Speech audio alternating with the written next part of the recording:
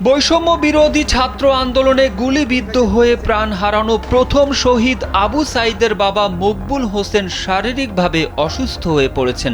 গুরুতর অসুস্থ হওয়ায় তাকে সেনাবাহিনীর হেলিকপ্টারে করে উন্নত চিকিৎসার জন্য ঢাকার সিএমএইচে আনা হয়েছে।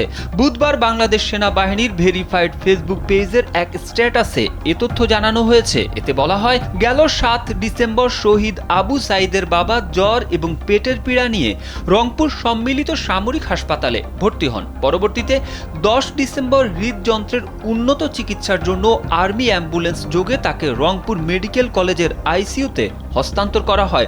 সেখান থেকে উন্নততর চিকিৎসার জন্য মঙ্গলবার রাতে আর্মি হেলিকপ্টার যোগে তাকে ঢাকা সিএমএইচে হস্তান্তর করা হয়। Double million offer Walton fridge কিনে পেতে পারেন ২০ লক্ষ টাকা, রয়েছে কোটি কোটি টাকার নিশ্চিত উপহার। বৈষম্য বিরোধী ছাত্র আন্দোলনে অংশ নিয়ে গেল ১৬ জুলাই গুলিতে নিহত হন বেগম রোকেয়া বিশ্ববিদ্যালয়ের ছাত্র আবু সাঈদ। তার গুলিবিদ্ধ হওয়ার ভিডিও ছড়িয়ে পড়লে সারা দেশে ব্যাপক প্রতিক্রিয়া দেখা দেয়।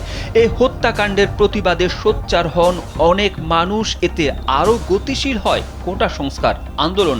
ওই আন্দোলনের ধারাবাহিকতায় ছাত্র জনতার বিক্ষোভের মুখে ৫ আগস্ট তৎকালীন প্রধানমন্ত্রী শেখ হাসিনা পদত্যাগ করে ভারতে পালিয়ে যেতে বাধ্য হন।